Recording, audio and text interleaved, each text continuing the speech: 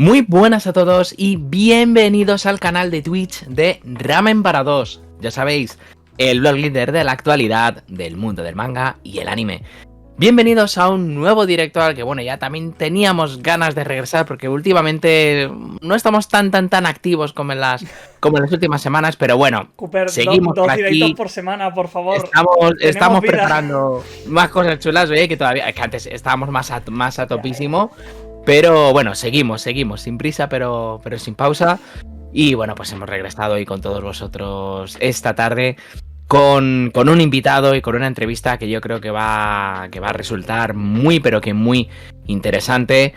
Tenemos con nosotros a Jonathan López Vera, que, como os va a presentar a continuación mi compañero Alejo, es una persona que sabe un poquitín sobre Japón, pero un poquitín. Sin duda.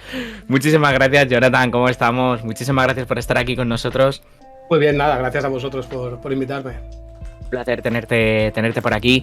Y por supuesto, como siempre, como no, en la técnica le conocéis de sobra, el infalible Alejo. Muy buenas, Alejo, ¿cómo estamos? Muy buenas, pues bien. Había ganitas, va a resultar una charla, entrevista interesante, porque hoy tenemos un titán casi soltando conocimiento, ya veréis por qué. Y nada, antes de empezar, pues la rutina de siempre en Twitch. Tenéis sorteo. Bueno, ahora ya no está este sorteo. Esto después lo hablaremos el lunes que viene, pero ya tenemos que cambiar al de febrero. Pero si os suscribís, entraríais en el sorteo de febrero para los del canal. Ya os diremos el lunes que viene de qué se trata. Y como siempre, el chat es vuestro. Un saludo al Zorrolesco, Madame Novara, Maki, que estáis por aquí. Podéis poner vuestros comentarios en el chat de lo que vaya comentando Jonathan y podéis hacer las preguntas que queráis. Estáis más que bienvenidos a uniros a esta charla, que podría ser tranquilamente una precena con cerveza en un bar. Totalmente. En este caso, si queréis ir planteando alguna pregunta, pues yo voy a ir tomando nota, no os preocupéis, podéis hacer las preguntas en este caso en cualquier momento, ya sabéis, nos ponéis simplemente pregunta en mayúsculas y pues yo ya las voy recopilando y pues cuando hayamos terminado con nuestro turno de preguntas, pues os damos paso con las vuestras, así pues también para que podáis conocer más cositas sobre el trabajo de Jonathan y preguntarle cualquier curiosidad, cualquier duda, así que muchísimas gracias a todos por haberos pasado esta tarde-noche de viernes. También muchas gracias a Bikuroko, que nos ha seguido en este momento. Muchísimas gracias por ese follow y por ese ramen calentito. Así que, bueno, aquí a Nel Namajin. Nos dice que está entusiasmado con la entrevista de hoy. Dice, mi nombre artístico tiene que ver con el tema, así que con ganas de acompañaros en esta pre-cena. Pues muchísimas gracias, Nel. Esperamos que te interese tanto como a nosotros. Y voy a hacer la presentación y por favor, Jonathan, si me olvido de algo que sea relevante, todo tuyo para interrumpirme y agregar información, porque vale. Jonathan, para quien no lo conozca, es creador de historiajaponesa.com, una página web que se dedica sobre todo a divulgar temas relacionados con la historia de Japón y además un poco hace crónica y cuenta un poquito también su vida por esa web. También es autor de Historia de los Samuráis, pero hoy, más allá de Historia de los Samuráis, vamos a hablar de su último libro, que es Toyotomi Hideyoshi y los europeos. Me dejo algo así importante, aparte que es profesor de universidad, da charlas y conferencias relacionadas con el Japón de época, sobre todo, supongo. Sí, sobre todo lo que es divulgación, sobre todo lo que más te piden es samuráis, ¿no? Ya no solo porque... No es que me pregunten por los samuráis porque hice el libro, que además lo tengo aquí en plan spam, por aquí detrás, por el libro de los samuráis, sino que casi que es al contrario, que acabé haciendo un libro sobre los samuráis porque me preguntaban mucho por los samuráis. Porque yo en un principio no era mi tema principal de trabajo, ¿no? Pero en lo que es el mundo de divulgación, pues la gente, la historia japonesa, lo que más les interesa, y no me extraña, pues son los samuráis, ¿no? Y entonces al final, pues una cosa llevó a la otra, ya que he sacado el libro. Vamos a preguntar cosillas también sobre este tema y a lo que también me acaba de venir un poco a la cabeza, que es verdad lo que estás comentando, ¿no? ¿Qué tiene el mundo de los samuráis que llama la atención? Que tanto nos fascina, ¿no? Que tanto nos intriga, que no sé. Pues no lo sé, yo también, o sea, yo empecé a interesarme por Japón en general, aunque luego hay 1000 cosas de Japón que me han interesado y otras que no. Pero en un principio el primer reclamo fue el tema de los samuráis.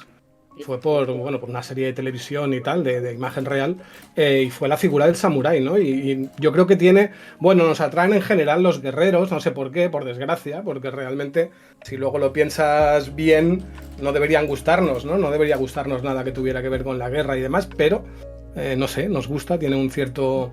Y los samuráis, pues bueno, tienen toda esa mística, ¿no? Que los rodea, todo ese tema del honor y todo este rollo.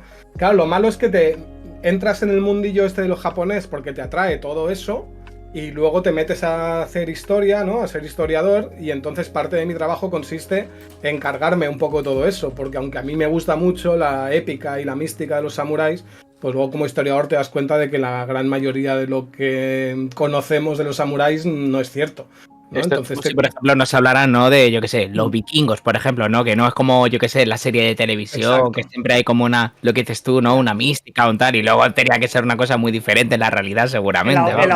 El audiovisual y el concepto que se crea alrededor de estos grupos históricos, yo creo que afecta mucho a cómo los percibimos. Es decir, y no pasa solo con ellos. Mira, ayer estaba dando una clase en la que hablé de los yakuza, ¿no? De la mafia japonesa. Y claro, yo lo decía, tienen algo que atrae y tal. A mí es un tema que me atrae mucho y demás. Y hay series y películas y novelas en las que los yakuza son los héroes y tal. Pero, hostia, hay que recordar que son lo peor. Hay que recordar que son unos criminales que están metidos en temas de prostitución, de juego, que se matan, que son de ultraderecha. O sea, es que son un poco... pues bueno, con los samuráis, con los vikingos y con los soldados en general pasa eso, que nos atrae el romanticismo, pero hay que recordar al final lo que son. Jolín, a raíz de los yakuzas, hace poco, no me acuerdo en qué canal de YouTube lo vi y moló un montón. No sé cómo se llama el youtuber. Seguramente buscáis por entrevista a un yakuza. Y se van ahí a un izakaya y tal, están en los dos, acojona. Yo no sé hasta qué punto estará un poco actuado, tal. O ese señor lo hace muy bien, o es que de verdad es auténtico, puro y duro, pero es que acojona. O sea, es una gente que tiene una presencia y una cosa. Y eso que el tío no es que veas ahí que parezca, yo que sé, un luchador de wrestling o algo. No. Un tío que con su sola presencia ya dices... Te cagas. Mejor. que es una cosa retirado. Mejor no le sé. invito a la cerveza. No voy a dejar que lo haga él. Mejor me comporto, no digo ninguna tontería, tal, porque en un momento de que el entrevistador hace un par de unas chorradas, el otro como le corta en seco y en plan Tontería las justas. No vayas por ahí, hombrecito. No vayas por ahí. Un poco eso. Pues en los samuráis al final pasa un poco lo mismo. Sí, ¿no? Si los samuráis siguieran existiendo, veríamos que bueno, que también son una gente con la que hay que tener cuidado. Es que también a veces un poco te puedes confundir, porque entre los samuráis, los ronin, los diferentes periodos históricos, jolín, la historia de Japón no es precisamente sencilla, o sea, hay un montón de traca detrás. Por eso al final hay que simplificar y al final te quedas un poco más con el tema peliculero, pero claro, es que a mí siempre cuando me preguntan ¿y cómo eran los samuráis? o qué pensaban, o cómo hacían esto, qué comían, yo qué sé, las 1000 preguntas que me hacen, y me hablan de los samuráis, como si fueran un grupo completamente homogéneo que hubieran existido, y siempre les hago la misma pregunta, ¿cuáles? ¿No? Porque estuvieron como 1000 años. Entonces no tiene nada que ver un samurái del siglo XII con un samurái de finales del siglo XIX. Pero es que nada, absolutamente. También, ¿no? Al menos tenemos también los mangas de Hiroshi Hirata, que tristemente nos dejó hace poco, que yo creo que hace una labor de investigación histórica y dentro de lo que es el manga bastante, hombre, con sus licencias... Un poco. No, hay cosas muy decentes. Las licencias es que son imprescindibles. Es que al final, yo es cuando me preguntan, yo que sé, el año pasado que salió el Ghost of Tsushima, ¿no? Y te preguntan, oye, ¿qué tal está ambientado históricamente y tal? De hecho, me contrataron para hacer como una pequeña guía para un tema de una promoción que hicieron y tal. Y me lo tuve que mirar, gameplays y tal, fue un par de semanas antes de que saliera a la venta. Y ¿qué tal está históricamente, no? ¿Es fiable y tal? Yo siempre les digo, está muy bien, se nota que hay mucha gente investigando detrás, que está muy bien. Hay cosas que no están bien, pero es sencillamente, ya saben ellos que no son correctas históricamente. Pero joder, es un videojuego. Claro, se tienen que tomar sus licencias para hacer su narrativa que quieren hacer. Exactamente. Y yo, a fin de cuentas, no es... Claro, yo no me pongo a ver una película de samuráis o a ver el Ghost of Tsushima ahí tomando notas. Uy, le han cagado en esto, ¿no? Es un videojuego. Yo si en un libro de historia alguien tiene un fallo como los fallos que hay en el Ghost of Tsushima, pues entonces ya sí que es serio el problema, ¿no? Porque es un libro de historia. Pero en un videojuego, en una película, en un manga, si está documentado y está bien, como lo que decías de Hirata o como los libros de Yoshikawa, ¿no? Estos libros que hay de Taiko y Musashi y tal, que hay un trabajo ahí de documentación, oye, pues genial. Pero si no, si quieres meter ahí fantasía y de todo, pues adelante, no pasa nada. No es un tratado de historia, no es un artículo académico, es un producto de entretenimiento, ya está. Emilio pregunta, por ejemplo, ¿los samuráis no tienen un símil actual con el mercenario? Con la figura del mercenario. A mí me suena más que pasaron a políticos, ¿no? Sí, yo creo que sí. es como los Ronin, ¿no? El tema mercenario. Igual me estoy colando tremendamente. No, está bien. Sí, quizás sería más cercano a eso, ¿no? Al final un Ronin es un samurái, pero sencillamente, por el motivo que sea, puede ser mil motivos, se queda sin señor, ¿no? El señor para el que trabaja y al que sirve. Entonces sí que es verdad que la relación del samurái con su señor al final también es un tema material, ¿no? Por mucho que se hable de lealtad y demás, al final hay una recompensa, ¿no? Por tantos territorios que has conquistado o tantos enemigos que hayas matado, hay como una recompensa, pero no es un trato tan de mercenario, tan de contratar puro y duro. Eso sí que sería más, puede ser el caso de un Ronin. Un Ronin se queda sin su señor y entonces algunos de ellos se iban a trabajar para otro señor y ya está. Otros se metían a maestro, a enseñar artes marciales, pero sí que había algunos que se dedicaban a ser un poco pues como matones a sueldo o soldados guardaespaldas a sueldo, ¿no? Y eso se parecería un poco más al tema. Que es un poco la imagen, ¿no? Que se les queda a los Ronin. Claro, la típica historia del Ronin que va vagando por el país, ¿no? Y se va metiendo en líos aquí y allá. Y también. Sí. Ese rollo quijotesco, ¿no? De ir por ahí deshaciendo entuertos y tal. Sí, ahí está. Es un personaje que se presta mucho a que haya toda esa leyenda, ¿no? Pues nos vamos a meter ahora un poquito en profundidad en tu último libro, que es este de Toyotomi Hideyoshi y los europeos, que comentabas en el vídeo presentación del libro, que es el resultado llevado al libro de tu tesis doctoral. Sí, viene a ser la tesis doctoral que defendí hace cosa de un par de años, 2 años y medio ya. Pues nada, la tesis tú la acabas y has estado allí, en mi caso, 5 años trabajando en ella. Y después, pues bueno, el siguiente paso, el siguiente objetivo normalmente, tú ya eres doctor, muy bien, pero la tesis al final, si se queda únicamente como tesis, tiene un público muy pequeño, ¿no? Sí, entonces tú lo que quieres nuevamente es, bueno, pues ya que he estado unos años trabajando en ello, lo hice para tener el título de doctor, ya lo tengo, pero aparte de eso no quiero que caiga ahí en el olvido. Tampoco es que estos libros luego sean grandes bestsellers que lea medio planeta, ¿no? Pero vaya, el siguiente paso, y también por tu currículum, es conseguir que eso se publique en formato libro. Digo formato libro porque no es exactamente lo mismo. Las tesis tienen una estructura y una forma de funcionar, y los libros tienen otra. Entonces, luego estuve unos meses trabajando en adaptar la tesis a un formato libro, y también teniendo siempre en mente que, aunque no deja de ser un libro académico y que su público potencial principalmente pues es gente que trabaja estos temas y demás, pero también en mi caso, yo como también me dedico mucho a la divulgación y soy muy pesado con el tema de que los profesores de universidad también tendríamos que compartir el conocimiento con el público general, pues también en este libro, también al pasarlo al libro, también se hizo un esfuerzo un poco de que sea accesible, de que se pueda leer, sobre todo la primera parte, tiene como 2 partes. La primera parte la puede leer cualquier persona que esté interesada en este periodo de la historia japonesa. La segunda parte ya es muy específica, entonces y ya empieza quizá te interesa. A complicarse. Claro, ya es muy específico, y ten en cuenta que aquí al final lo que analizo en detalle son 11 años de la historia japonesa solo, ¿no? Entonces entro muy en detalle en un tema y en un corto de tiempo periodo. realmente. Sí, porque al final lo que analizo, y de ahí viene el título, ¿no? El libro es Toyotomi Hideyoshi y los europeos, pues es el trato que tuvo Toyotomi Hideyoshi, uno de los 3 unificadores de Japón, gobernante de Japón, con los europeos que había en Japón en aquellos momentos, que eran portugueses y castellanos, ¿no? Luego después llegaron ingleses y holandeses, pero él ya había muerto. Entonces al final es un tema muy concreto. Es desde el 87 que él controla la zona en la que hay portugueses hasta el 98 que se muere, son 11 años. Igual me estoy colando brutalmente, sí. Perdona, Jonathan. ¿Esto tiene algo este periodo algo que ver con la época de Lafcadio Hearn o no? ¿O me estoy colando brutalmente? Bueno, él escribió también sobre esto, pero él llegó en el siguiente momento de contacto. Es decir, los europeos estuvieron por Japón desde 1543, que llegaron los portugueses, hasta aproximadamente un siglo después, ¿no? Estuvieron ahí como de mediados del 16 a mediados del 17. Entonces, luego es cuando Japón expulsa a todos los europeos, prohíbe el cristianismo, etcétera, y persigue y mata a toda la gente que es cristiana, que no quiere salirse de la religión cristiana. Y luego, a finales del 19, es cuando Japón se vuelve a abrir, ¿no? Porque está 2 siglos y pico cerrado. Y cuando se vuelve a abrir es cuando llegan un montón de intelectuales, como Lafcadio Hearn, etcétera, que dan allí clases, se traducen libros occidentales al japonés. Es el siguiente momento de aperturismo.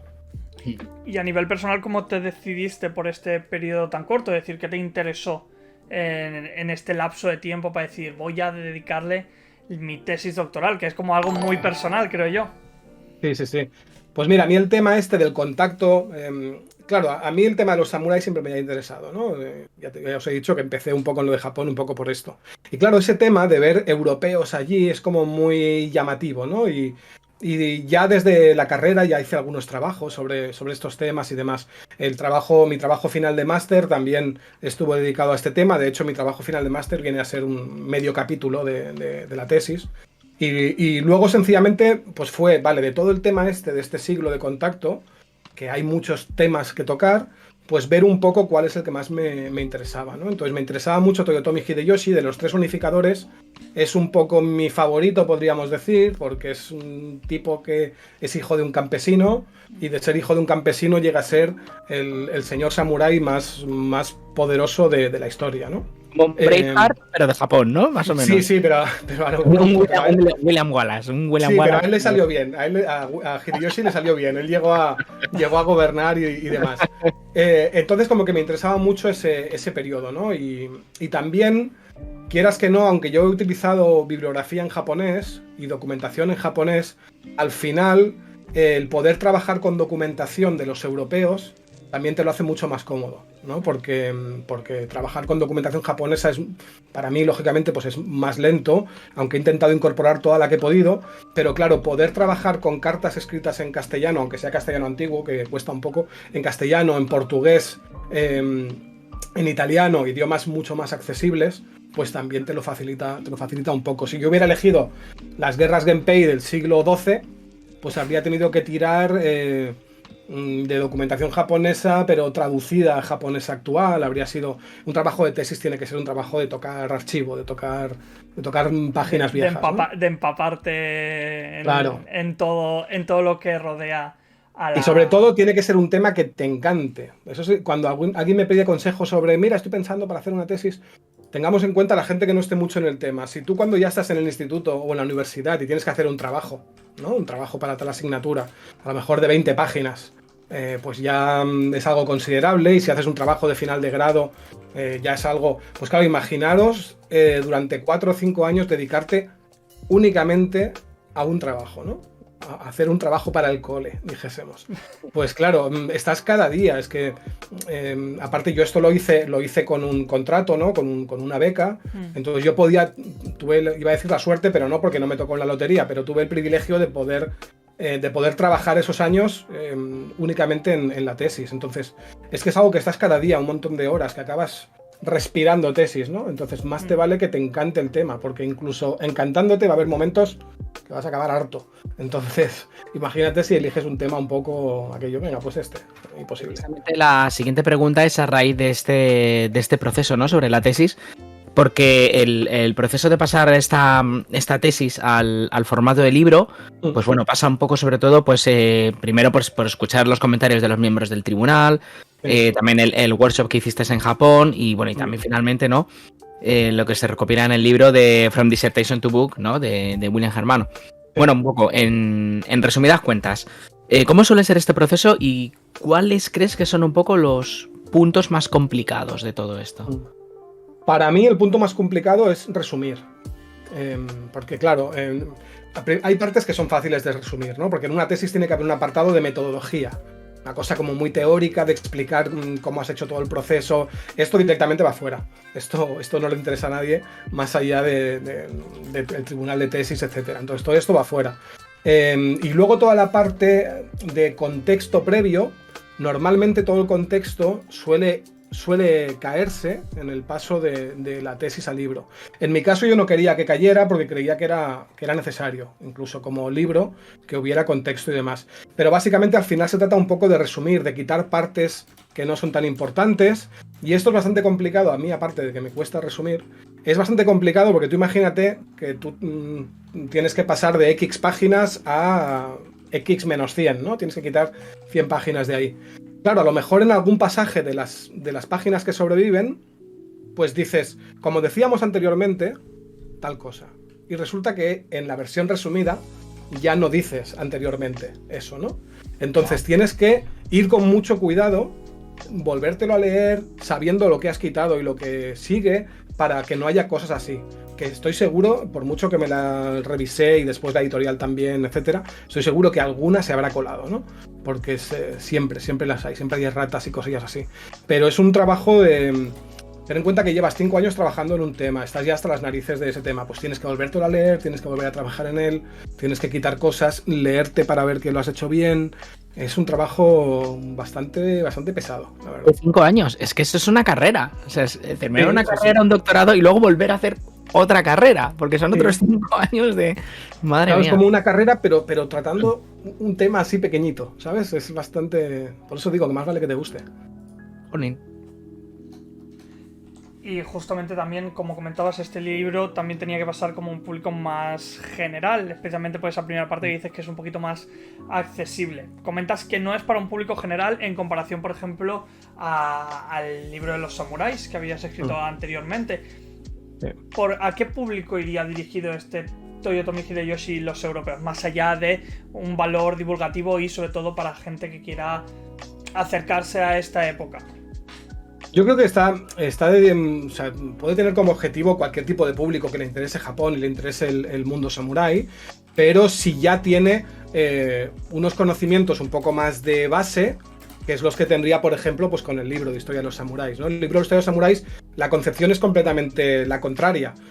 Si aquí estoy tratando 11 años, en el libro de Historia de los Samuráis trato los 1000 años de los samuráis. Entonces, lógicamente, no puedo entrar en el detalle, porque es un libro, ahora no sé cuántas páginas tiene, pero 300 y pico, por ahí deben dar. No puedes entrar al detalle en 1000 años, ¿no? Entonces, la concepción de la idea, el concepto es justamente lo contrario, es tener un vistazo un poquito superficial de toda la historia de samuráis, ¿no? Para que luego entonces pues tú ya puedas decir, pues la parte que más me interesa es esta otra, y tú ya puedas informarte y buscar.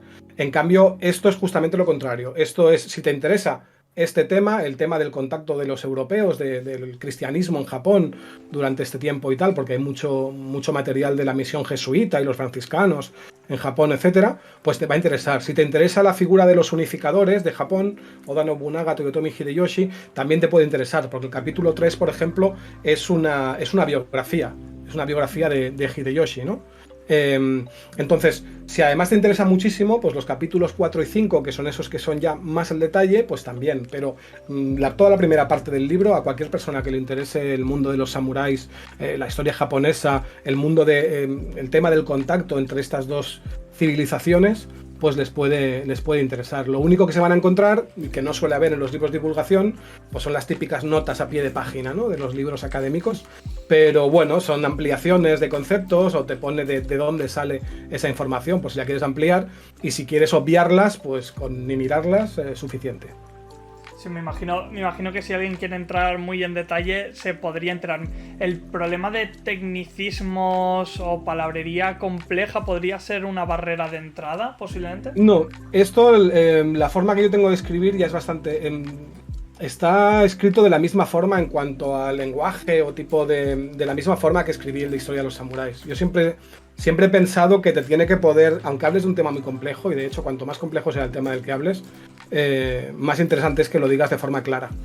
Yo muchas veces, leyendo a muchos autores de temas relacionados, cuando me tengo que leer 3 veces un párrafo, porque no he acabado de entender, siempre digo, cuando alguien escribe de forma muy críptica, yo siempre sospecho que en el fondo no sabe demasiado. Es muy como que hay mucha paja, ¿no? Como que sí, se quiere que quiere que parezca aquello una cosa muy complicada, ¿no? Cuando no lo es tanto. Tienes que Como lo que saber hacíamos en explicar. el colegio, ¿no? De cuando no tal empezábamos ahí a dar vueltas a lo Claro, mismo para que pareciera claro. más largo, ¿no? Que habíamos Bueno, trabajado más. yo ahora cuando corrijo exámenes muchas veces me encuentro con esa táctica, ¿no? De vale, que no tienes ni idea. Muy bien. Venga. es muy universitario. Es decir, Mucho, mucho, mucho. en mi caso me pasaba mucho de leer textos, sobre todo con palabrería que dices, ¿para qué? No hace falta, no estás dando información de más, corta y explícamelo como me lo quieras explicar. Se nota mucho pero cuando la directo. gente quiere hablar mejor de lo que realmente sabe, ¿no? Empieza como a complicarse y a dar vueltas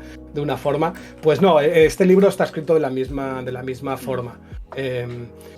Siempre intentando, pues eso, que se entienda todo. Y por ejemplo, yo no incluyo demasiadas palabras en japonés. No incluyo nada escrito nunca en japonés, o sea, en grafías japonesas, porque creo que no aporta demasiado. Quien no sabe japonés no le va a servir de nada, y quien ya sabe no le hacía falta que se lo pusieras en japonés, ya lo sabía. Entonces, por ejemplo, eso nunca lo hago. Quizá en el libro de historia de los samuráis, por ejemplo, intenté que no salieran muchos nombres de gente. Es decir, no nombrar a gente sin que hiciera demasiada falta, porque yo sé que para la mayoría de gente, pues que en una misma página te salgan 4 o 5 nombres japoneses complicados, pues puede, no sé, ser un poco un problema. En cambio, en este no hay un esfuerzo tan consciente por hacer este tipo de cosas, pero sí que es el mismo lenguaje fácil de entender. Es que no sé escribir complicado. Mejor, ¿eh? Yo creo que yo y mucha gente lo agradece. Pues precisamente esto que vamos a comentar en la siguiente pregunta se ha, como he mencionado antes, un poquito de pasada, pero ahora vamos un poco más al turrón con ello. Bueno, Jonathan, actualmente te ha surgido una nueva oportunidad y comentas que te quieres centrar, ¿no?, en el paso de estos samuráis a políticos, ¿no? Lo que hemos mencionado al principio de la entrevista. Es decir, pues eso, avanzando un poco en el tiempo, ¿no? Entonces, ¿es posible que en un futuro veamos algún libro no enfocado al público general sobre esta etapa en concreto? Sí, pudiera ser. El siguiente, dentro del mundo académico, el siguiente tema que estoy ahí un poco barajando, empezar a meter un poco la zarpa, es ese tema, ¿no? Siempre es complicado salirte de tu zona de confort, ¿no? Yo ya estoy a gusto, ya domino un poco el tema en el que llevo un montón de años, pero como que te apetece un poco evolucionar, ¿no? Y tocar un poquito más historia. También porque cuando enseño historia de Japón, enseño toda la historia de Japón, desde el Paleolítico hasta la actualidad, y a veces incluso cosas que no son de historia, ¿no? De religión, shintoísmo, budismo, este tipo de cosas. Entonces vas viendo cositas, ¿no? Y hay cosas que te llaman la atención de, uy, esto estaría bien dedicarle un poco de estudio un poco más profundo. Y entonces de estos temas un poco más modernos, el tema que me interesa mucho es esto que comentabas, ¿no? Cómo a finales del siglo XIX, los que son los últimos samuráis, ¿no? Que ellos nacen siendo samuráis, pero luego en cierto momento son ellos los que se cargan el sistema samurái y se convierten en políticos occidentalizados, podríamos decir, ¿no? Entonces, ¿cómo se vive ese paso? Ese paso ya no a nivel del samurái de a pie, que sencillamente pues de repente se queda un poco como en el paro, ¿no? Se queda sin su paga pública y tiene que buscarse la vida. También me parece interesante, pero me interesa mucho más cómo y por qué las élites samuráis, o algunas de las élites samuráis, hacen esa reconversión. Si pensamos la película del último samurái, por ejemplo, ¿no? Algo que podamos tener un poco ahí, pues no sería el caso del último samurái, sino de los que en la película son los malos, un poco, ¿no?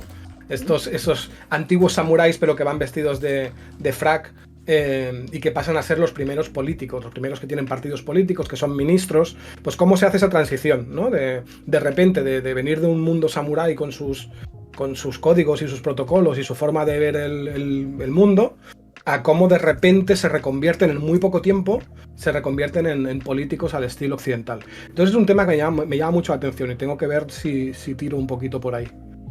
Es que también, a pesar de que pues eso, durante siglos Japón ha sido un país tan hermético, con elementos que incluso yo creo que a día de hoy se pueden ver reflejados en parte de la sociedad japonesa, ¿no? Con la salvedad, ¿no?, de la propia evolución, ¿no?, y los tiempos modernos y demás, pero que todavía hay remanentes ahí muy serios de esa historia pasada.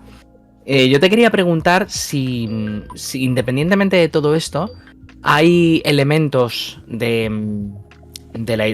la propia historia japonesa que también pueden ser paralelos a otros momentos históricos de otros países. Es decir, que como un poco buscar, ¿cómo te diría yo? Nexos de unión.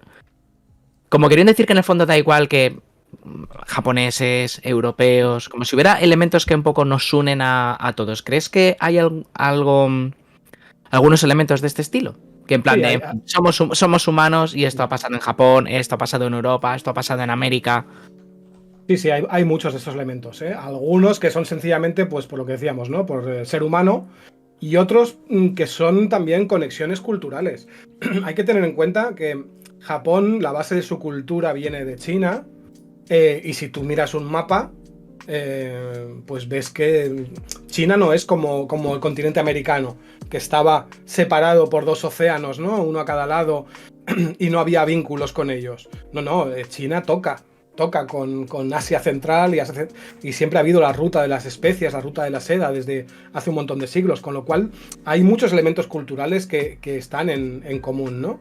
Y luego, pues sí, te encuentras muchos paralelismos, pues cuando hablamos del tema de los samuráis, por ejemplo, y de toda la épica y demás, hay una conexión con los caballeros andantes europeos, ¿no? Y muchos paralelismos. El hecho de que hubo un momento en el que los samuráis tenían apellido samurái y por eso cobraban un sueldo, pero muchos de ellos no tenían un duro y solo tenían el apellido, está muy relacionado, es muy parecido a lo que pasaba en Europa, pasaba por ejemplo en Castilla, los típicos hidalgos, que sencillamente eran una gente que tenía un nombre de rancio abolengo, ¿no? Un nombre muy ilustre, pero que estaban estaban a 2 velas y no tenían un duro, ¿no? Y realmente los que tenían dinero eran los comerciantes de las ciudades y ese tipo de cosas, con lo cual encontramos muchos elementos que son muy, muy parecidos en ambas culturas. Al final, los samuráis son guerreros y los guerreros de todos sitios se acaban pareciendo.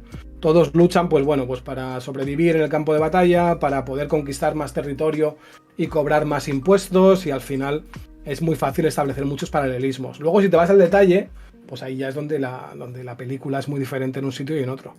Ajá.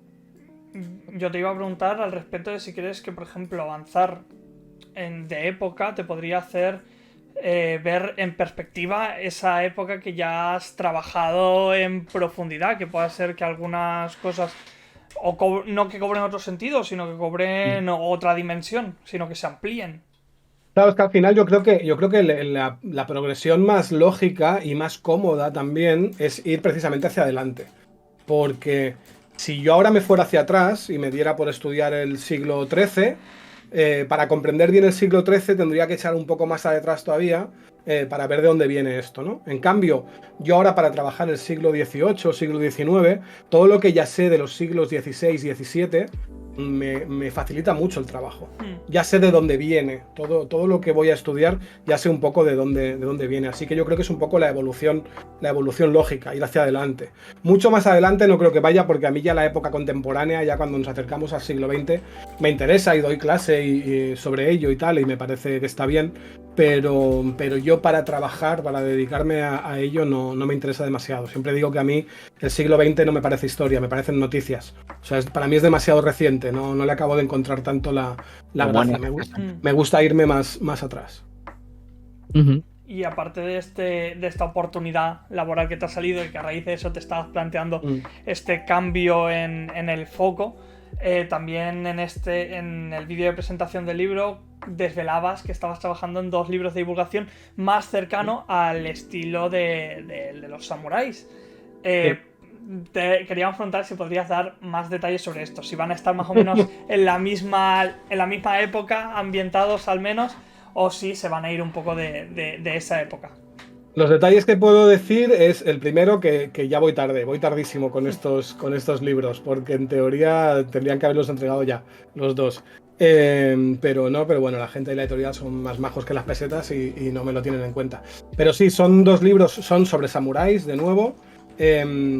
Claro, yo ya he hablado de la historia de los samuráis, entonces no tendría sentido volver a hablar un poco de lo mismo.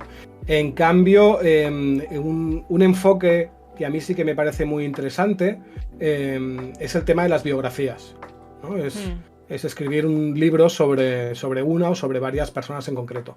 Entonces sí, lo que puedo decir es que los 2 libros, uno es una biografía de un samurái en concreto, todo el libro, y el otro es un compendio de pequeñas biografías. de otros samuráis. Entonces, más o menos hasta ahí se puede explicar. Podría servir como complemento, supongo, a ese libro previo. Sí. De hecho, Historia de los Samuráis ya tiene mini biografías, ¿no? Dentro, claro, lógicamente hablas de algunos samuráis y a algunos de ellos les dedico como un par de páginas a hablar en concreto de ellos. Entonces sí, sería un complemento perfecto. Podrías leerte primero Historia de los Samuráis y luego en el otro o en los otros profundizar más en algunos personajes que te hayan podido interesar. Pero sí, no está pensado directamente como un complemento, no se trataba de eso, pero sí que funcionarán perfectamente de esa forma. Vamos a la siguiente pregunta, que también lo hemos comentado antes de empezar la entrevista. A dejar un momentito de lado el tema libros y vamos a hablar pues un poco de videojuegos, porque también en nuestro sector y en nuestro público pues también es un elemento que también suele interesar. Y es que es curioso porque, bueno, esto está muy, muy, muy guay de comentar, que es que has participado como asesor para una campaña de marketing del videojuego Ghost of Tsushima, que yo personalmente lo he gozado un montón.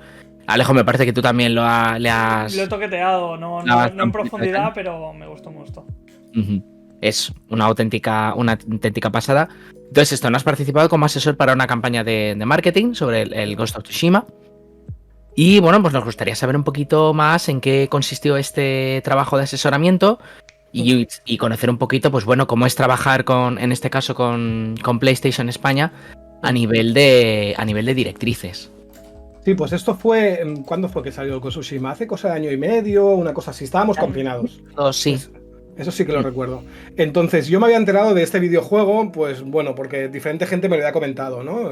Oye, ¿sabes que van a sacar un juego y tal? Porque yo estaba un poquillo desconectado del mundo PlayStation. Yo me quedé en la 3. Y de ahí pasé a la Nintendo Switch y eso es otro universo, completamente. Entonces hubo gente que me lo comentó y tal, y dije, bueno, pues cuando salga ya lo miraré. Pero entonces en la misma semana me llegaron 2 correos diferentes sobre el Ghost of Tsushima. Uno, la gente que estaba llevando la campaña de marketing en Argentina para una entrevista. Una entrevista que luego ellos iban a incluir en un podcast o no recuerdo qué era. Y eso quedó así. Y luego me contactó un agente de Madrid que llevaba la campaña de marketing en España sobre el juego. Y entonces ellos... Realmente a mí me contrataron, yo hice el trabajo, pero no estoy seguro de si al final eso se hizo o no. Pero bueno, el caso es que la idea que tuvieron ellos, como parte del marketing, lo que iban a hacer era que la gente se iba a poder apuntar, ¿no? Para jugar, nada más saliera el juego, ¿no? Para ser o antes de que saliera, como un adelanto, para poder echar unas partidas. ¿Presalir o algo así? No sé cómo lo hacían, cómo seleccionaban, pero una gente iba a poder jugar y la particularidad estaba en que como Ghost of Tsushima es un mundo abierto, gigantesco, pues iban a estar con unos auriculares escuchando a un guía turístico que les iba a ir contando pues allá por donde iban, pues si pasaban por debajo de un tori, ¿no? De una puerta de un santuario sintoísta, pues igual que si estuvieras visitando una ciudad y tú fueras con un guía turístico que te va contando, ¿no? Para esto habían contratado a guías turísticos, recuerdo que eran guías turísticos de Sevilla y de Madrid, que con el tema de la pandemia además los pobres se habían quedado bastante tirados sin trabajo, ¿no? Porque todo esto cayó. Y entonces ellos eran los encargados de tenerles que explicar un poco lo que veían. Pero claro, estos guías turísticos de Sevilla y de Madrid no tenían ni idea, pobrecitos, del tema del Japón feudal. Entonces, yo lo que tuve que preparar fue una especie lo hice en formato vídeo para ellos, para que se lo estudiaran, pero como verme un montón de gameplays, porque aún no había salido el juego, verme un montón de gameplays que me pasaron y demás, y entonces pues yo iba parando y iba diciendo, mira, aquí se ve tal cosa. Y entonces yo les grababa, ¿no? En un vídeo, mira, pues por ejemplo, podéis explicar que esto que se ve aquí a la derecha es un tipo de estatua budista que se llama tal, les iba contando un poco, ¿no? Mira, pues si os fijáis, han puesto estos árboles de hojas amarillas que van cayendo y tal, pues esto es un ginkgo, es un árbol que es el ginkgo biloba, que tal, que en Europa también está, pero llegó de Japón, o sea, explicándoles un poco todos los posibles escenarios por los que se podían pasar. Pues mira, si os fijáis, la espada la lleva en este lado y esto es por tal cosa. Entonces preparé como una especie de pequeña enciclopedia, ¿no? De datos para que ellos luego se los estudiaran o los tuvieran allí un poco organizados, y entonces ir viendo que el jugador entraba en tal sitio, pues le contaban tal cosa, ¿no? Y todo esto se iba a hacer como parte de la campaña de lanzamiento del Ghost of Tsushima. Y ya os digo, yo hice el trabajo, lo entregué y después, la verdad, no volví a saber más. Entonces no sé si se hizo realmente o no, pero bueno, eso ya no estaba en mi mano. Son innovadoras, ¿eh? En verdad, es la primera vez que escuchamos está chulo, de este la tipo idea, de campaña de marketing y está brutal. La idea está muy chula, claro. Me lo decían, hostia, ojalá pudieras estar tú ahí hablando, claro. Tú imagínate, yo lo pienso, yo qué sé, ahora estoy jugando al Assassin's Creed a uno de piratas, ¿no? Pues, hostia, pues estaría guay tener un tío al lado que sepa mucho de piratas y de mira, pues esta isla, esto es, no sé qué, esta es la ciudad de Kingston y te fuera y explicando. Y cuando vas al museo, puedes ir con la audioguía. Exacto. Esta vez en el videojuego. Mira, esto que estás viendo ahora, no sé qué. Además es que esto sería ampliar, pues mira, fíjate, ¿no? Lo que dices tú ahora que estás jugando a Assassin's Creed, la cantidad de periodos históricos, ¿no? Que ha abarcado el Assassin's Creed. O sea que sería estupendo. Sí. Entonces fue una idea, estuvo bien, la verdad. Y luego ya cuando salió el juego, pues en un par de podcasts que me hicieron algunas preguntas y tal. Así que yo no lo he jugado todavía. Ya os digo, porque no tengo PlayStation. Ahora creo que lo sacan para PC. Algo leí el otro día en Twitter que me pusieron. Pero tampoco tengo PC, yo tengo Mac. Y Mac no está tan relacionado con los juegos. No sé si saldrá tan bien. Me gustaría jugarlo, la verdad. Pero se puede, ¿eh? Siempre hay herramientas. Sí, hay emuladores y tal. Pero que tiene muy buena pinta. A mí los juegos así de mundo abierto y demás. A mí el Zelda, el Breath of the Wild, por ejemplo, es... si no mi juego favorito casi, ¿no? Y los Assassin's Creed, que no es tan mundo abierto, pero bueno, a mí eso de ir tirando para donde tú quieras está bien. Y el Ghost of Tsushima, la verdad, que tenía cosas muy, muy chulas, ¿eh? En lo que vi yo en los gameplays y demás, estaba muy, muy trabajado, muy cuidado. Sí, o sea, además es que es un periodo... Comenta aquí, que me ha parecido interesante, Niwashi en el chat, dice, la verdad es que está interesante que el Tsushima se enfocara en la invasión mongola. Dice, porque siempre suele ser sobre Japón sobre el año 1700 o por ahí, o como muy pronto en el periodo Sengoku. Sí, correcto, y además es lo primero que yo dije cuando me enteré de que sacaban un juego de finales del siglo XIII, ¿no? Porque lo que decíamos antes, que los samuráis son muy diferentes unos a otros a lo largo de la historia, entonces lo que nosotros tenemos siempre en la cabeza como samurái, para bien y para mal, son los samuráis, pues como comenta aquí el compañero, perfecto, o sea, los samuráis del periodo Sengoku o los samuráis ya de más adelante en el tiempo, ¿no? De hecho, algunas de las licencias históricas que se tomaron los que hicieron el Ghost of Tsushima fue precisamente por eso, porque hay cosas que tú te esperarías en un samurái que realmente no estaban en el siglo XIII, donde está ambientado este juego. Por ejemplo, la katana no se había inventado todavía. Lo que llevaban entonces era parecido, era el tachi o el nodachi, pero no era una katana. Pero claro, tienes que poner en el videojuego, tienes que poner a los samuráis con katana, porque si no, como que no se acaba de entender. Entonces, por eso digo que son pequeñas licencias que yo estoy seguro, con la investigación histórica que hay detrás de ese juego, estoy seguro que ellos sabían perfectamente todos los fallitos que yo pueda encontrarle. Ellos también lo sabían, pero se han tomado esas licencias porque es lo que la gente se espera y quiere de un juego de samuráis, ¿no? ¿Cómo va a llevar otro tipo de arma que no sea una katana? Son licencias aceptables que yo creo que juegan, nunca mejor dicho, a favor de lo que es el objetivo del producto, ¿no? Que es hacernos disfrutar y saltar por ahí, la matar, principal licencia, a caballo y correr y de todo. La principal licencia es que la invasión de la isla de Tsushima en 1274, la batalla duró una mañana y los mongoles estuvieron allí 9 días. O sea, acabaron con los 100 samuráis que habían allí, pobrecicos. Acabaron con ellos, los barrieron y luego se quedaron cosa de una semana allí en la isla haciendo todo tipo de tropelías y se marcharon. Punto, no pasó nada más en Tsushima, ¿no? El meollo vino después, cuando los mongoles llegaron ya a lo que es el Japón, ¿no? A la isla de Kyushu, a la bahía de Hakata, ahí fue donde vino la batalla de verdad, ¿no? Lo de Tsushima fue una cosa, fue casi como pasar un peaje, ¿eh? Fue pum pum, ¿no? Ya está. O sea, la principal licencia histórica es que han montado la historia, ¿no? De todo lo que pasa en esa isla cuando realmente no pasó nada. Así que a partir de ahí ya, pues, lo que quieran. De hecho, este juego empieza precisamente justo en ese momento, ¿no? En lo que es la invasión y el protagonista pues va a combatir Pero, por ejemplo, esa primera horda, ¿no? Sale el malo malísimo, ¿no? Sale el jefe de los mongoles que y le han cambiado el nombre. Y el nieto de... Ellos dicen en el juego que es el nieto de Gengis Khan. Gengis Khan. Y lo era, Kublai Khan, pero creo que en el juego le cambiaban, no se llamaba Kublai Khan, se llamaría otra cosa Khan, porque Khan no eran todos, pero le cambian el nombre. Y de hecho lo sitúan allí, o sea, en el juego él sale, va allí. y en cambio él no se movió de El malo, China. se ve desde el principio que es el antagonista principal. Claro, entonces, pero es lógico que ellos metan ese tipo de cosas, es obvio. Ujú. Pues si os parece os metemos en la parte de preguntitas del chat. Hemos ido recogiendo las que nos habéis ido poniendo y si tenéis alguna más a medida que las vaya respondiendo Jonathan, pues ahí las podéis ir dejando y las vamos apuntando. Voy a recoger una del principio que es justamente de Nel Nanbajin, que es: ahora tengo entendido que el Japón moderno hace el vacío a los yakuza y les cortan más y más, o sea que les cortan más y más su modo de subsistencia, como que cada vez está peor visto, ¿no?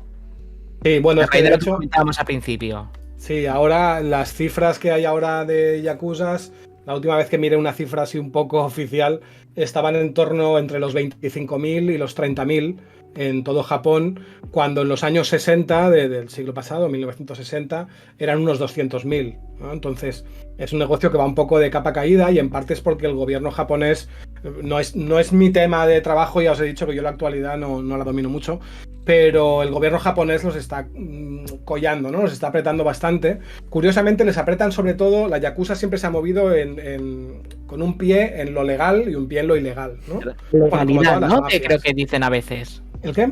A legalidad, ¿no? Que me parece que lo llaman. Sí. ¿Puede ser? Se mueven entre lo legal, lo ilegal y lo alegal, ¿no? Que está como por el medio. Entonces, justamente donde se están apretando más es por la parte legal, ¿no? Con tema de impuestos y revisión, ese tipo de cosas. Y eso ha hecho que se tengan que lanzar más a lo ilegal. Y la verdad es que están de capa caída. La yakuza acabará desapareciendo, pero no desaparecerá.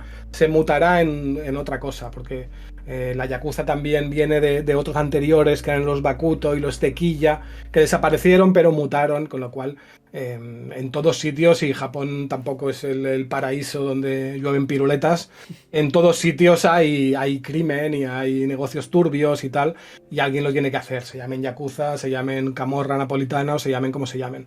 Entonces, pero lo que es la yakuza tal y como la entendemos, pues está bastante en retroceso. Y ya os digo, yo por un lado me sabe mal por la mística y el romanticismo, pero por otro, cuando pienso de forma racional en lo que son, pues oye, mira, que desaparezcan tú. Lo malo es que vendrán otros y ya está. Pues bueno, volviendo otra vez al tema más histórico, lo que pasa es que esto me ha gustado un poco también que lo pudiéramos rescatar, porque como al principio pues alguien en el chat habéis mencionado algo sobre la yakuza, pues mira, pues siempre está bien Sí, perfecto. Retomarlo. En este caso, bueno, volviendo un poco a tu campo, por así decirlo, Bikuroko comenta que las crónicas y registros de los jesuitas entiende que son una fuente primaria abundante en comparación con otros periodos premodernos. Dice que se refiere a que es un momento histórico bastante bien documentado. ¿Qué opinas? Muy documentado. Y de hecho, ya la diré, la parte buena y la parte mala de que esté tan documentado. La parte buena, lógicamente, pues eso, que tienes muchísimo con lo que trabajar. De hecho, es que yo recuerdo una vez la primera vez que estuve así buceando en archivo con estos temas, tuve una pequeña revelación, una pequeña epifanía, que recuerdo estar en Sevilla, en el archivo de Indias, mirando unos documentos en una máquina de microfilms, que es una cosa como de película de espías soviéticos, ¿no? Y estaba ahí pasando, ¿no? Los microfilms iban pasando por la pantalla. Y recuerdo que yo iba mirando, no, esta no es la página que busco, no, esta tampoco. Y entonces vino el encargado de allí, de la sala de investigación, y me dijo, no, es que el documento que me has dicho que buscas está al final del rollo. Dale rápido que corra, dice, porque hay miles de páginas. Entonces recuerdo ver pasar miles de páginas por delante, ¿no? Y yo pensar, hostia, esto no se lo ha mirado todo nadie.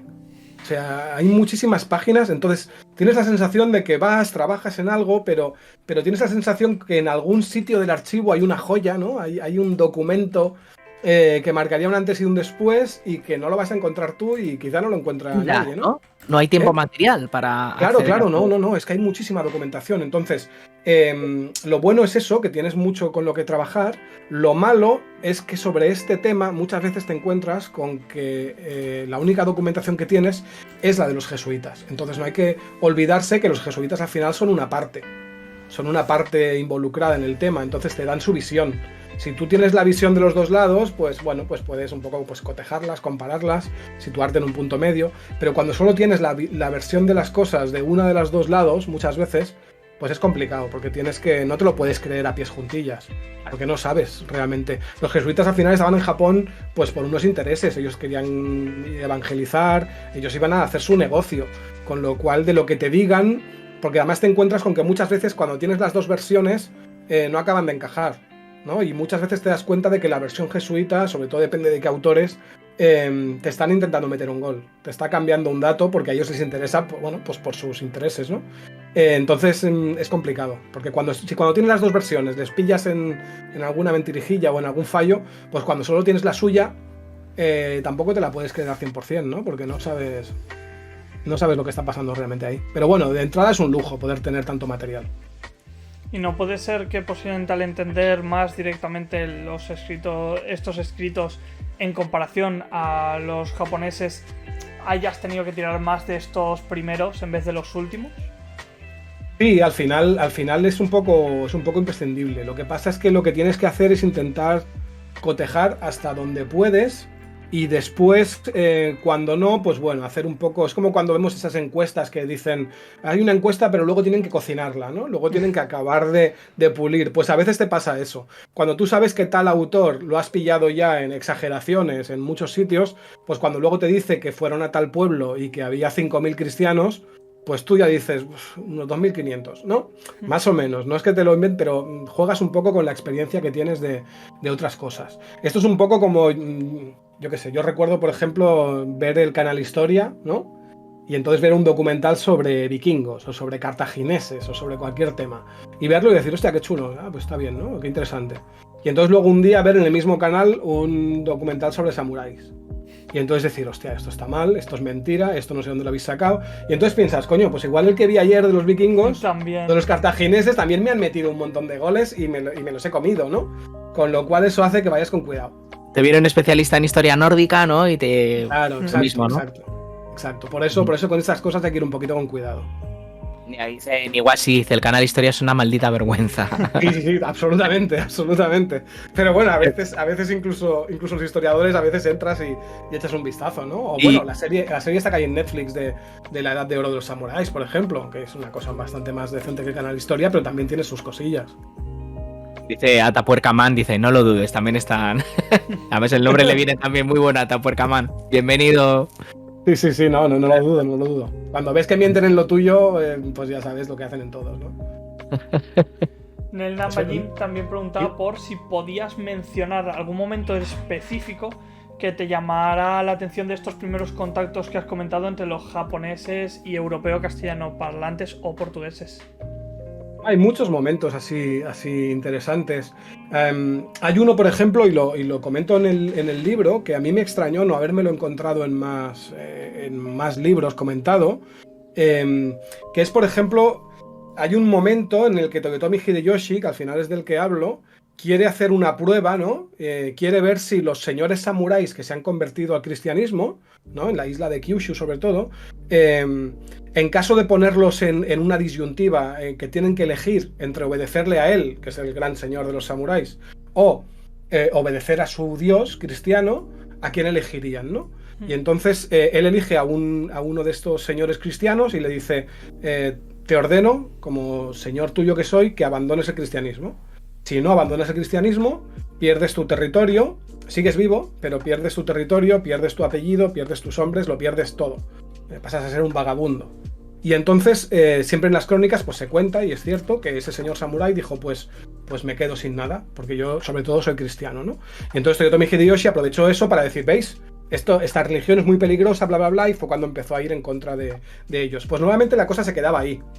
Pero en el trabajo que hice para la tesis, al mirar quién era este señor al que él había elegido, me encontré un poco de dónde venía todo el tema, ¿no? Y por qué Hideyoshi lo eligió a él, y fue porque sabía, por ciertas cosas que habían compartido en el pasado, ¿no? Momentos que habían vivido juntos, sabía que ese señor era una excepción y que ese señor sí que era cristiano de verdad, absoluto. Y Hideyoshi lo que quería precisamente era demostrar que esa religión era peligrosa. Entonces él quería alguien que le dijera, no, yo soy cristiano antes que nada, ¿no? Entonces ese episodio, por ejemplo, creo que es una cosilla que yo aporto ahí en la tesis y me pareció bastante curioso. Y de hecho me he quedado con ganas, y creo que algún día lo retomaré, de trabajar un poco más la biografía de ese señor samurái, que era un tal Takayama Ukon, también conocido como Don Justo, porque como se bautizó tenía un nombre cristiano, y que de hecho acabó muriendo en Filipinas y demás, porque lo expulsaron de Japón, y me parece una figura muy, muy, muy interesante la de ese converso al cristianismo. Hablando de cristianismo, Niwashi Yuto pregunta si consideras que los misioneros cristianos cometieron muchas traducciones con motivos ideológicos, es decir, sincretismos. Sí, y de hecho al principio les ocasionó bastantes problemas el tema de las traducciones, porque claro, después, y además los primeros misioneros que trabajaron allí eran jesuitas, y los jesuitas eran casi todos de clase alta, con estudios universitarios, eran un poco como la élite del cristianismo, ¿no? Entonces, a partir de cierto punto, ellos ya aprendieron japonés, y de hecho el primer diccionario japonés que hay a otro idioma es un japonés-portugués, hecho por los jesuitas. Pero al principio, hasta que tuvieron un poco de experiencia en el tema, al principio tenían que ir un poco como podían, ¿no?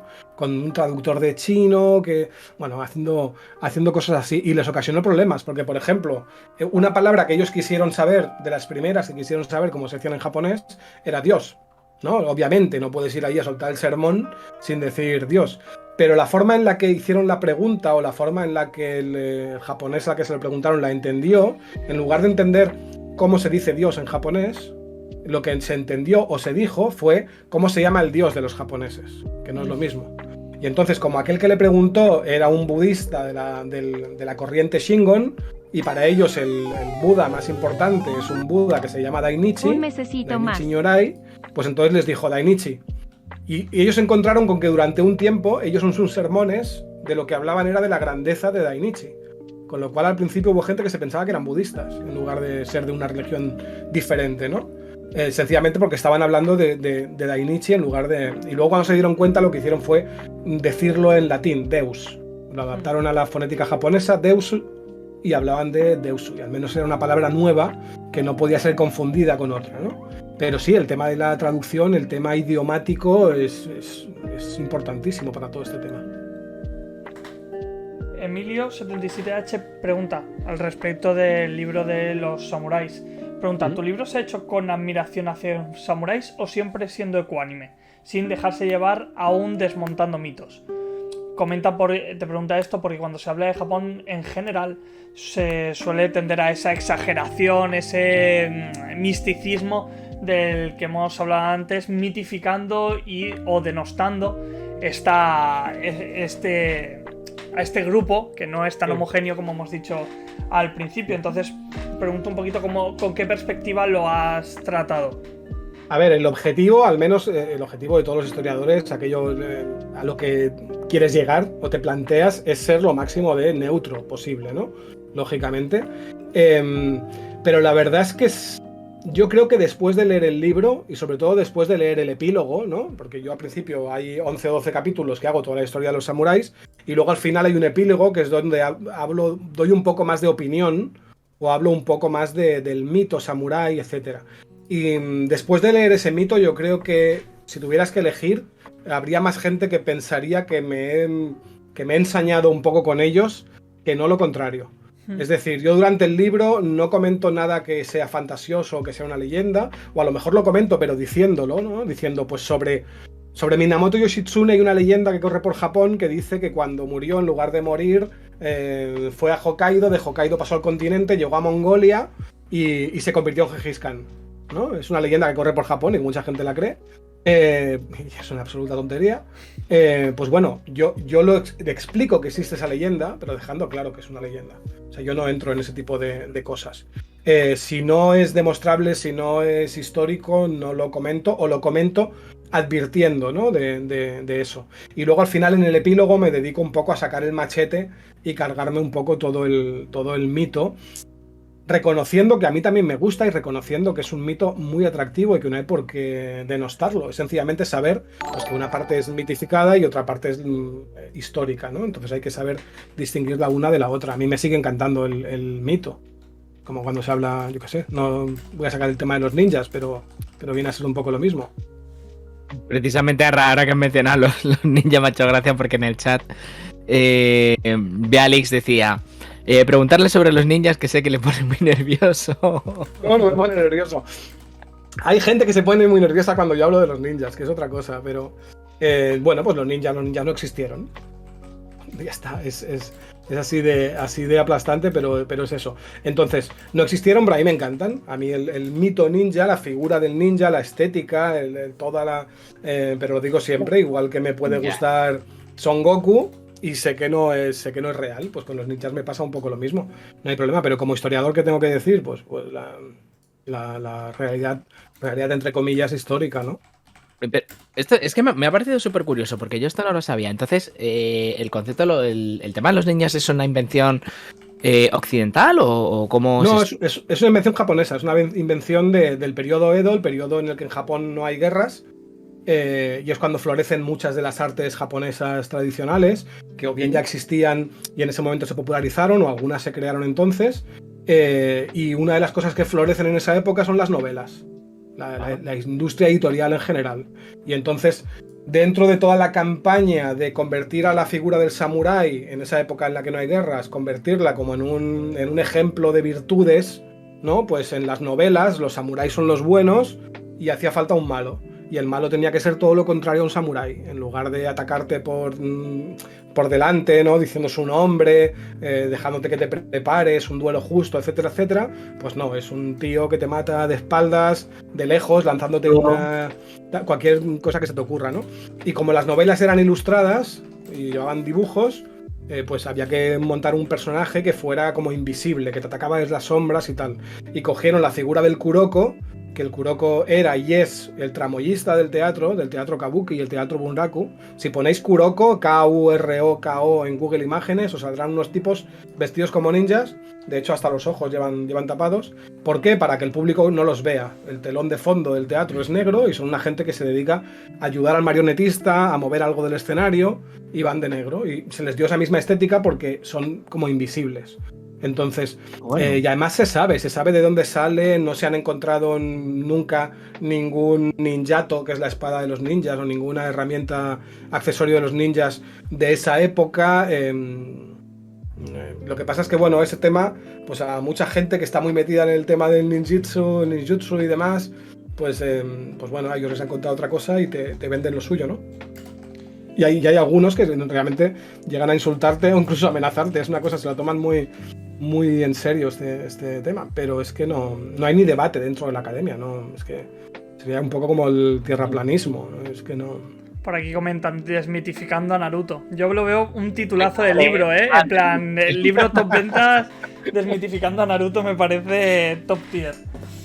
No, pero es eso, o sea, Naruto no lo conozco demasiado porque no es de mi generación, ¿no? Yo soy más de Dragon Ball y demás, pero seguro que está genial, y las tortugas ninja, y a mí todo lo que sea con ninjas me gusta, así es que es un personaje que me encanta.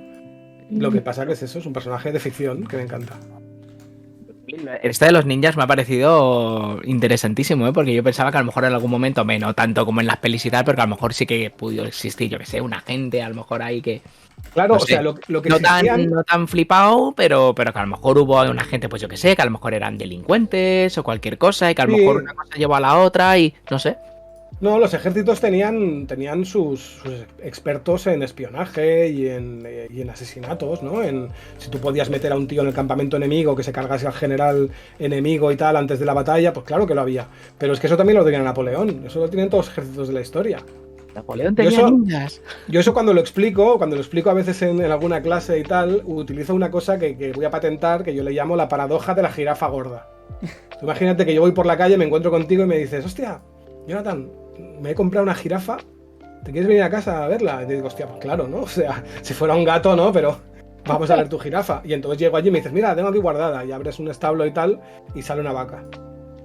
Y me dices, ¿te mola la jirafa? No, esto no es una Y jirafa. te digo, esto no es una jirafa, esto es una vaca. Y tú me dices, no, es una jirafa.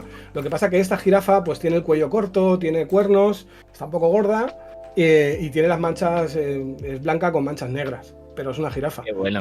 Te digo no. Pues eso pasa un poco lo mismo. Hay mucha gente que te dice, no, los ninjas no existían, pero existían los shinobi no mono, que bueno, sí, no iban de negro, y es verdad, no llevaban la espada esta recta, y no llevaban la shuriken, ni caminaban sobre el agua, ni hacían nada de todo eso. Coño, pues ya está, pues ya no es un ninja, pues sabes, ya no es una jirafa, es una vaca.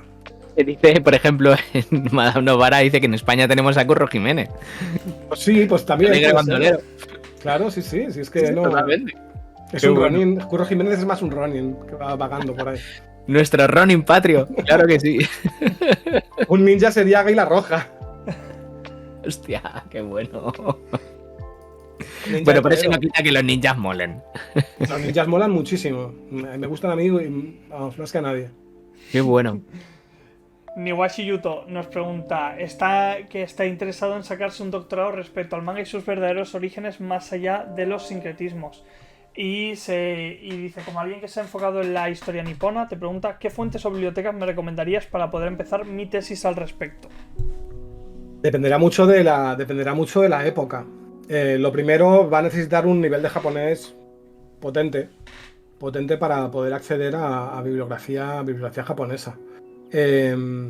Y luego dependerá mucho, lo que le va a costar un poco seguramente será encontrar directores de tesis. Es un poco el problema, entre comillas, que tenemos aquí, es que como aquí todo lo que está relacionado con los estudios de Asia Oriental y demás ha empezado hace poco, pues entonces cuesta encontrar aquí expertos, ¿no? Más senior, mayores que tú, que te puedan guiar, que al final es lo que tiene que ser un director de tesis, ¿no? Es un poco lo complicado. Yo, por ejemplo, en mi caso tenía 2 directores de tesis, se puede tener más de uno. Uno era de aquí, es de aquí, porque es un gran experto en todo lo que son las misiones jesuitas por el mundo, etcétera, etcétera. Pero luego vi que era necesario, o no imprescindible, pero sí muy aconsejable, tener también un director de tesis japonés. Entonces, mi tesis está codirigida por un profesor de aquí y un profesor de una universidad japonesa, de la Universidad Keio de Tokio. Entonces, todo ese tipo de contactos, de intentar tener un pie puesto en lo japonés, dijésemos, en cuanto a material o en cuanto a recursos, eso es es lo principal. Si estuviéramos en otro sitio, si estuvieras en Londres, por ejemplo, o estuvieras en Holanda, pues te encuentras con universidades donde ya se estudian esos temas desde hace mucho tiempo y hay grandes profesores que te pueden guiar, ¿no? Pero aquí, como aún no tenemos una generación, digo tenemos, me estoy yo poniendo como si tuviera la edad de él, que seguramente tiene 20 y pico, ¿no? Pero incluso yo, que soy más mayor, no tengo una generación mayor. Igual que si yo hubiera querido hacer una tesis sobre la Revolución Francesa, por ejemplo, pues habría tenido un montón de profesores mayores, expertísimos en el tema, que me habrían podido guiar. Pues en cambio, al abrir camino un poco en temas que aquí no están tan vistos, pues te encuentras, la desventaja es esa. La ventaja, bueno, pues que eres tú el que lo abre, ¿no? Y eres tú quien intenta ocupar ese puesto, ¿no? Pero bueno, todo tiene su parte buena y su parte mala. Mi primer consejo, si va a hacer una tesis, lo que decía antes, elige un tema que te apasione, que te encante, porque vas a tener que meterte ahí, respirar tesis durante mucho tiempo. Pero si es necesario que se vaya, si es mejor que se vaya a Japón para poder hacerla. Si puede, consideras que es mejor que vaya. si tiene claro, también depende, bueno, pues un poco de recursos de compromisos que tengas aquí, ¿no? De pareja, familia y demás, y que lo puedan complicar. Si se puede, sí, es muy recomendable. Y de hecho, dentro de lo que es el mundo académico, obtienes muchos puntos para todo, haciendo estancias de investigación fuera y demás, con lo cual una tesis hecha ahí en Japón le iría perfecto. Pues igual sí, muchos ánimos y esperamos que, pues eso, que le des ahí caña y que a lo mejor algún día puedes venir aquí al canal y presentarla, quién sabe. Exacto. Así que mucho ánimo. Atapuercamán. Uy, dame un segundito. Agradecer a Keizan por esa raid y a CJ por ese Prime de 3 meses. Muchísimas gracias, guapo. Ya sabes que entras en el concurso de este mes. Ahora sí, Cooper. Todo tuyo. Muchísimas gracias, efectivamente, por esa pedazo raid. Y proseguimos, sí. Atapuercamán. Bueno, mira, también Javier, muchísimas gracias por el follow. Y ese ramen calentito. Bueno, Volvemos con la pregunta de Atapuercamán, que han tenido ahí también antes un debate y siguen con un debate también muy interesante dentro del chat. Dice, oye, ¿sabías el encuentro que hubo entre españoles en Filipinas y las batallas de Cagayán? Ronin piratas? Les dimos para el pelo, los tercios machacaron a los samuráis. Ni idea de todo esto, la verdad. Es que ni eran tercios ni eran samuráis, así que sí, estos son unas escaramuzas que hubieron en Cagayán, en Filipinas, entre unos soldados de los que habían en Filipinas, que eran muy pocos. Filipinas estaban muy mal defendidas, muy pocas murallas, muy pocos cañones y muy pocos soldados, y unos barcos de piratas japoneses. Entonces, primero hay que saber que los piratas japoneses, los Wako, pese al nombre, el nombre de piratas japoneses lo pusieron los chinos, ¿no? Para referirse a los piratas japoneses. El problema es que se siguió utilizando al cabo de los siglos, y en la época de la que hablamos, la mayoría de piratas japoneses eran chinos, empezando por ahí, que asolaban las costas de lo que hoy es en día Corea y también las costas del sur de China, y también pasaban por Filipinas y demás. Muchos de ellos tenían las bases en Japón, eso sí que es cierto, porque en Japón, como en ese periodo de guerras aquello era un poco un descontrol, pues estaban más tranquilos sin que hubiera un gobierno central que los persiguiera. Entonces, bueno, en uno de estos encuentros entre unos soldados españoles comandados por un tal Carrión, se encontraron con un barco de estos piratas japoneses. ¿Qué pasa con los piratas japoneses estos, que la mitad eran chinos? Pues que la otra mitad que no eran chinos, que eran japoneses, pues ahí había de todo. ¿Había algún samurái? Alguno habría. Pero es que hay que tener en cuenta que en esta época de guerras, en el campo de batalla, luchando como un samurái, estaba todo el mundo. La mayoría de soldados que luchaban, que eran soldados de infantería, los ashigaru, realmente eran campesinos. Eran campesinos que el señor del territorio en el que vivían se los llevaba a la guerra, ¿no? Y eran obligados, dijésemos. Iban ahí con un taparrabos y una lanza y demás. Entonces, muchos de estos, a los que les iba mal, pues algunos de ellos acababan después en temas tipo piratería. Entonces, ¿aquello eran samuráis? No. Vamos, ni de lejos. De hecho, si vemos las cartas que los gobernadores de Filipinas de aquella época, los gobernadores castellanos de Filipinas, escribían a Madrid pidiendo más soldados, estaban asustadísimos con la idea de que a Hideyoshi se le ocurriera invadir Filipinas, porque sabían que no estaban a la altura, que no podrían. Es que Hideyoshi movilizó para conquistar la isla de Kyushu en Japón, movilizó 270.000 soldados.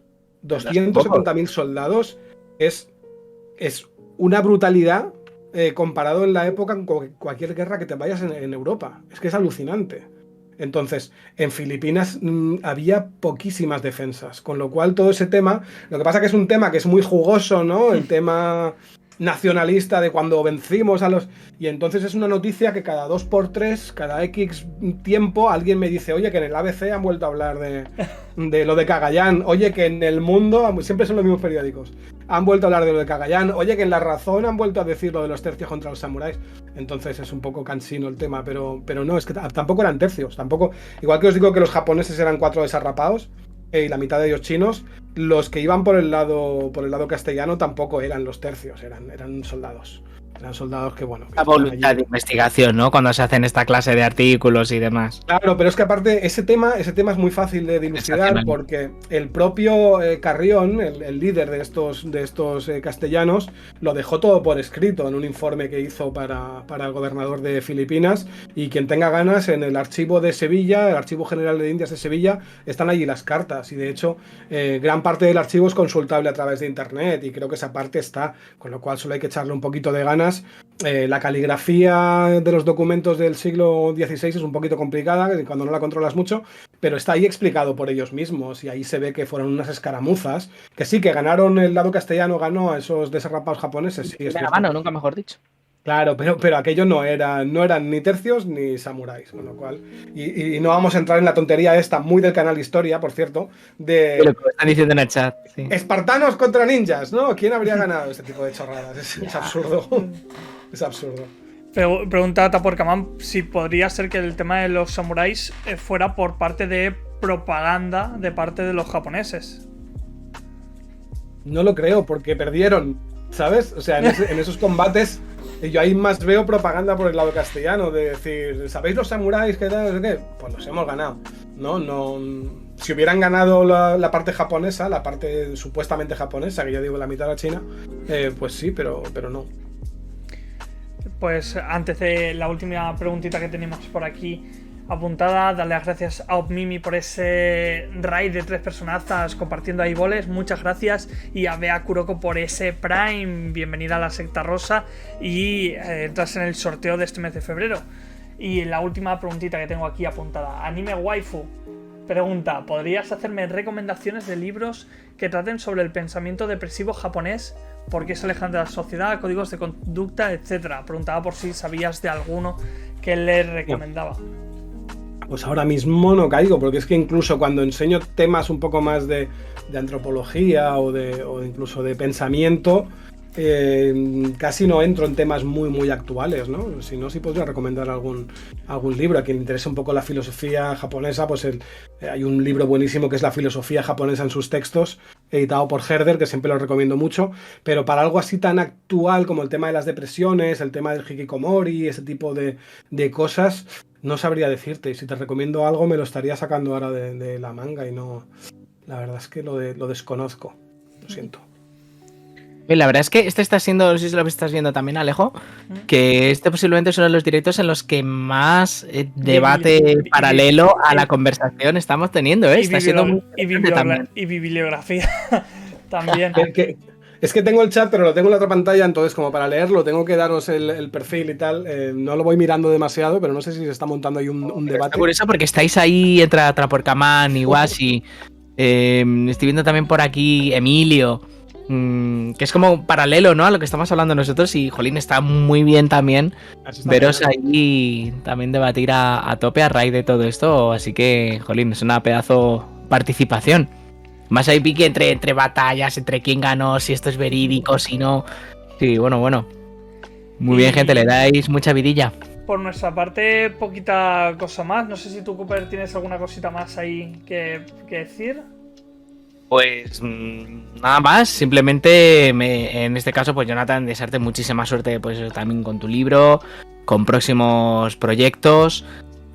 A ver si hay algo musical también molaría, que yo sé que también... Eso sí que lo tengo, ya, ahí estoy jubilado, absolutamente.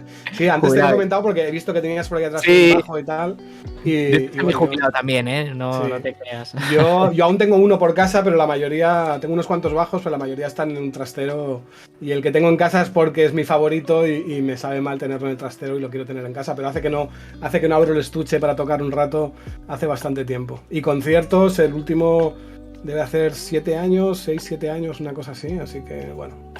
Curiosidad, que eso sí que, aunque se salga un poquito del tema, pero gastó en Japón, ¿no? Que eso, jodido, por decir eso, wow. Sí, de hecho la primera vez que yo fui a Japón fue con un grupo que tenía entonces a tocar. Hicimos una pequeña gira, 2 conciertos en Tokio, uno en Nagoya y uno en Yokosuka.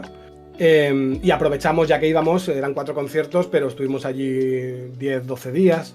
Y también se vinieron novias, amigos y tal. Hicimos una pequeña medio vacaciones, medio trabajo, dijésemos. Olin. Pero sí, y para mí, yo entonces ya llevaba enamorado de Japón hace muchos años, entonces para mí era como un sueño. Primero ir a Japón, o sea, solo con ir a Japón ya era flipante. Y aparte no iba de turista, iba con mi grupo a hacer unos conciertos y tal. El segundo disco que sacó mi grupo lo publicó allí también una discográfica de Osaka. Y entonces salió el tema de ir a hacer una pequeña girilla y tal. La verdad que de los recuerdos más brutales que tengo, sobre todo de la carrera musical. Eso fue el top. No, por poder decir esto es guay. Es otra experiencia totalmente. Ir a una tienda en Shibuya y me compré mi disco. Porque además lo sacaron como una edición especial japonesa, ¿no? Con este cartoncito que ponían en los CDs ahí con información. Y entonces me gustó mucho, aunque la discográfica nos envió una caja, ¿no? Con un montón de CDs, pero igualmente yo quise la experiencia de comprarme el disco. Y de hecho, el libro de historia de los samuráis salió el año pasado en inglés. Pero y uno de mis sueños también era ir allí y comprármelo, ¿no? Ir a Japón y comprármelo en una librería en concreto que yo iba bastante veces a mirar libros, pues sé que lo tienen, porque me han enviado fotos, amigos que han estado por allí, y uno de mis sueños otra vez es ir a comprarlo, pero como desde que salió el libro el año pasado las fronteras están cerradas, pero sí, lo pienso hacer, pienso ir allí a la tienda y este libro, por favor, y llevármelo y pagármelo. ¿Cómo crees que va a funcionar el tema desgraciadamente con todo lo que tenemos encima, de las fronteras? Porque están muy, muy cerrados, ¿eh? Mucho en otros países ya se ve turismo, pero Japón ha fastidiado los sueños de mucha gente de querer ir a estudiar allí. O sea, tú que sabes lo que es haber ido allí, estudiar allí y demás, se han cargado ahora a los sueños de mucha gente. Está complicado, hay mucha gente ahora mismo que estaba, pues que tenía una beca para ir para allá, un programa propio de estudios para ir para allá, y en el mejor de los casos lo están como aplazando, pero sin saber hasta cuándo. Yo tengo un compañero con el que edito una revista asiadémica, que él está allí ahora, y él fue de unos poquitos privilegiados que pudieron entrar en unos 15 días o mes que abrieron un poco el tema. Y la semana mágica hasta que llamaron, sí, ¿no? Antes de que llegase la Omicron y se lo volviese a cargar, y él pudo entrar y demás, pero él también llevaba meses en el que ese viaje se iba retrasando. Yo tenía que haber vuelto en julio del 2020 a un congreso y tal, se canceló, y ahora no tengo que ir para nada. Si tengo un viaje de turismo preparado de hace también año y pico, que también lo voy esperando, pero al final lo mío no es importante, es un viaje de turismo, pero hay mucha gente que por temas de estudios y trabajo y tal, se le está complicando bastante el tema. Un colega tuyo que también está trabajando en la universidad, por Tokio, en investigación. Sí, bueno, Jordi Serrano Muñoz, que es el compañero con el que, junto con Ainhoa Urquía, que hacemos la revista Asiadémica, y entonces él está ahora por allí. Y bueno, él pudo entrar, eso sí, se pasó 14 días luego en una habitación de hotel haciendo cuarentena, que le traían cada mañana el desayuno, la comida y la cena y tal, ¿no? Pero bueno, ya lo sabía cuando antes de meterse en el avión ya sabía que ese era el trato, pero bueno. Joder. A ver si se puede solucionar un poco la cosa y ya la gente pues puede volver al turismo y, en fin, o quien quiera estudiar o lo que sea. Sí. Bueno, pues no sé, Alejo, ¿alguna cosita más que para recordar antes de...? No, por mi parte nada más, comentar que Toyotomi Hideyoshi, Los Europeos, está publicado por V, si no me equivoco, V Editorial como tal. Sí, es ediciones de la Universidad de Barcelona, sí. Y por nuestra parte, poco más. No sé si quieres comentar alguna cosita más. Jonathan, momento de altavoz todo tuyo. Hemos hablado de todo, yo creo, ¿no? Hemos hablado del libro nuevo, hemos hablado del libro anterior, hemos hablado de libros por venir y hasta de temas de música, de la Yakuza y de los ninjas que siempre salen. Yo creo que lo hemos tocado un poco todo, ¿no? La verdad es que sí. De videojuegos, es que hemos hablado de todo. Ha sido completo y sobre todo creo que muy informativo y sobre todo muy didáctico, y toda la gente del chat, visto lo ha agradecido un montón. Comentaros que este directo, si lo queréis rever, se queda subido en Twitch durante 30 días y igualmente este fin de semana lo subiremos a YouTube para que lo tengáis siempre a mano por si lo queréis consultar. Y pues, yo creo que va a ser una pena que cerréis, porque esta gente quiere seguir debatiendo aquí sus cosas, ¿eh? La ventana la tienes abierta cuando quieras, Jonathan. Es decir, si quieres venirte un día a hablar de cualquier tema, ellos se pueden quedar aquí charlando si quieren. Nosotros nos vamos y ellos se quedan aquí charlando, eso sin problema. Pues la semanita que viene, dame un segundito que abro el drive de los directos. Que viene Japan Weekend, ¿no? Aún queda, bueno, el próximo fin de semana ya para Weekend, que aún seguimos sin poder confirmar nada. Hay cositas, o eso esperamos. Aún no podemos deciros qué exactamente, no. pero ya iréis viendo, estaremos en la Japan. Voy a soltar aquí la exclusiva, seguramente tengamos sesión de fotos de Chainsaw Man, Marina y yo al final. Así que ya subiremos también las fotos, pero bueno, más que nada recordaros los directos de la semana que viene, que como siempre ya habitual, lunes a las 9:30 de la noche, un Noticias de la Semana plus, extra más noticias, extra de las noticias de la semana de Cooper y Ainhoa en YouTube. Pues aquí comentamos un poquito más y hablamos con vosotros, que se agradece vuestra compañía.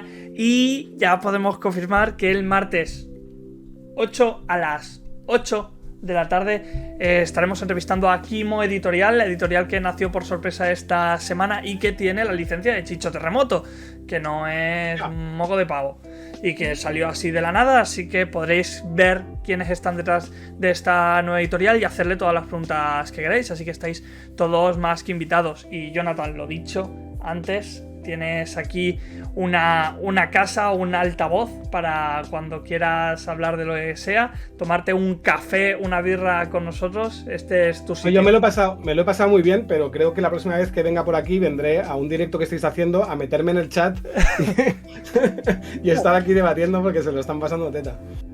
Sí. Desde las veces que más interacción he visto, es tremendo. Y se También para agradece. historia. Así que agradecer a toda la gente del chat por estar aquí comentando, por estar aquí aportando y sobre todo por darle esa vidilla extra a estos directos que no serían nada sin vosotros. Darle las gracias a mi compañero Cooper. Nos vemos en nada, tío, que en 7 días me tienes en Madrid. Bueno, fin de que viene fiestaca, vamos, lo vamos a reventar. Yo voy a Madre mía, ir... el próximo fin de semana, gente, va a ser de locura, ya os lo decimos por aquí, Si se sube alguna story no deseada al Instagram de Raven Parador, somos nosotros de fiesta.